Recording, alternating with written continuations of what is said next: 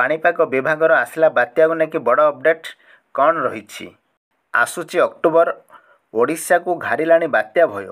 अतीत में अक्टोबर में अनेक बात्या आसुथिबारु आसंता अक्टोबर को नहीं भी सस्पेंस 1999 अक्टोबर 29 रे सृष्टि होइथिबा महाबात्यार छारखार होइथिला ओडिशा। प्राण हराइथिले 10,000 रु अधिक लोके। 2013 अक्टोबर 12 रे ओडिशा छुईथिला बात्या फाइलिन। दक्षिण ओडिशा रे होइथिला व्यापक क्षयक्षति। 2014 अक्टोबर 12 रे आसीथिला बात्या हुडुहुडु। उपकूल ओडिशा रे रचिथिला तांडव। 2018 अक्टोबर 10 रे आसीथिला बात्या तितिली। 2019 अक्टोबर 29 रे आसीथिला बुलबुल घटाइथिला अनेक क्षति। केवल सेतिकी नुह 2024 रे भी आसीथिला बात्या दाना।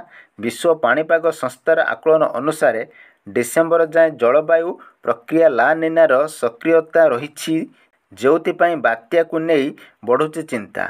नेगेटिव आईओडी और ला निना सक्रिय रहिले बात्या सृष्टि निमंते परिवेश को अनुकूल करिथाए। सामुद्रिक तापमात्रा 26.5 डिग्री रु अधिक रहिले यह मध्य बात्या सृष्टि सांग को बात्या को अधिक घनीभूत कराए। चलित वर्ष यही सबु स्थिति अनुकूल रही बात्या सृष्टि हेबार आशंका को दृढ़ीभूत करिछि। विश्व पाणीपाग संस्था सह अनेक पाणीपाग विज्ञानी भारतर पूर्व उपकूल और विशेषकर आंध्ररु पश्चिमबंग अंचल प्रभावित होइपारे बोली आशंका प्रकाश करिसंती। बात्या गुड़िक उभय मौसुमी पूर्ववर्ती और परवर्तीकालीन समय सृष्टि हेउछि। सेहीपरि भीषण बात्या किंबा याठारु अधिक शक्तिशाली हेउथुबा बात्यार संख्या मौसुमी परवर्ती समय बंगोपसागर में वृद्धि पाउछि। अक्टोबर नवेम्बर डिसेम्बर प्रायतः बात्या संगठित होइथाए किंतु एबेठारु आकलन करि हेबो नाही। सेपटे बंगोपसागर सृष्टि होइछि लघुचाप क्षेत्र।